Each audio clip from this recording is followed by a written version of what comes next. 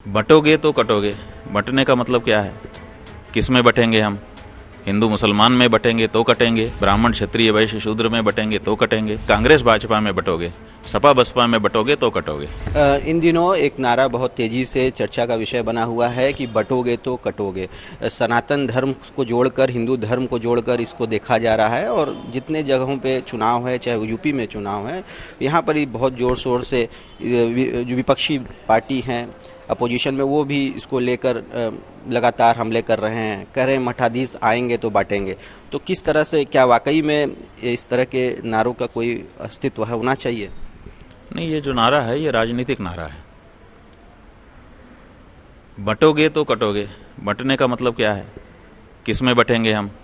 हिंदू मुसलमान में बटेंगे तो कटेंगे कि ब्राह्मण क्षत्रिय वैश्य शूद्र में बटेंगे तो कटेंगे। अब ये बात नहीं है। अब बात यह है कि कांग्रेस भाजपा में बटोगे, सपा बसपा में बटोगे तो कटोगे। तो बांट तो यही लोग रहे हैं। आप देखिए कि घरों में झगड़े हो रहे हैं, मोहल्लों में झगड़े हो रहे हैं, असेंबली में झगड़ा हो रहा है, एक दूसरे के खिलाफ उठा उठा के कुर्सी फेंक रहे हैं। कौन फेंक रहा है? धार्मिक दृष्टि से बटा हुआ व्यक्ति फेंक रहा है कि राजनीतिक दृष्टि से बटा हुआ व्यक्ति फेंक रहा है? तो बांटने का काम राजनीति कर रही है आज की तारीख में। आज की तारीख में न धर्म कर रहा है न जाति कर रही है। तो इसलिए राजनीतिज्ञों को ये सोचना है।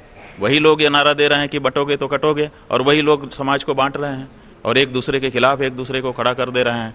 इतनी अधिक दुर्भावना एक दूसरे के मन में डाल दे रहे हैं कि एक पार्टी वाला दूसरी पार्टी को फूटी आंख नहीं देखना चाहता है और सदा उसको कैसे गिराएं, कैसे उसके विरुद्ध क्या षड्यंत्र कर दें कि उसका पतन हो जाए, बस यही सोच रहा है। तो ये, इस पर भी राजनीतिज्ञों को विचार करने की आवश्यकता है। बंधुओं, राजनीतिज्ञ लोगों, आज की तारीख में आप हमको बांट रहे हो और आप ही हमको काट रहे हो। कृपा करो, न बांटो न काटो, हमको जीने दो। AIMIM के सुप्रीमो असदुद्दीन ओवैसी ने तिरुपति माला मंदिर की तुलना वक्फ बोर्ड से की है, क्योंकि वहां पर मांग ये उठ रही थी कि तिरुपति माला में निर्णय लिया गया कि वहां पर गैर सनातनी कोई कर्मचारी नहीं होगा, क्योंकि वो पवित्र पावन स्थल है और सनातन धर्म का एक केंद्र है। और इसकी तुलना उन्होंने वक्फ बोर्ड से की है कि इसी तरह वक्फ बोर्ड में भी कोई भी गैर मुस्लिम नहीं होना चाहिए, जिसको लेकर TDD वहाँ अध्यक्ष ने इस पर घोर आपत्ति भी दर्ज कराई है। हाँ, तो ठीक है ना। आपने कहा कि हम हिंदुओं के साथ नहीं रह सकते, हमने नहीं कहा।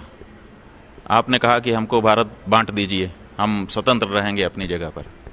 तो आप तो चले गए, आपने कहा हम हिंदुओं को नहीं रखेंगे। और जिन हिंदुओं को आपके टुकड़े पर रखा गया उनको भी 22% से 2% पे आपने ला दिया। इसका मतलब उनके साथ भी आपने अच्छा व्यवहार नहीं किया। तो ऐसी परिस्थिति में आप तो ये चाहते ही हो कि हम जहाँ रहें स्वतंत्र रहें, हमारे बीच में कोई ना आए। तो जब ये आपकी भावना है, आज़ादी के पहले भी ये भावना आपने दिखाई, बड़े उससे दिखाई, डायरेक्ट एक्शन करके मारना पीटना शुरू कर दिया आपने कि नहीं हमें तो अलग ही रहना है, अलग ही रहना है। तो जब आपको अलग ही रहना है तो आप क्यों नहीं अपनी बांटी हुई जगह में चले जाते हो? वहाँ अपना वक्फ बोर्ड बनाओ और उसमें कोई हिंदू नहीं घुसेगा। लेकिन आप हमारे बीच में रहना चाहते हो और हमारे बीच में रह करके आप ये करना चाहते हो, तो ये अब नहीं चलेगा। जो हो गया सो हो गया। आपने एक टुकड़ा बांट दिया। अब इस तरह की कोशिश बिल्कुल गलत है और इस तरह की बात भी गलत है।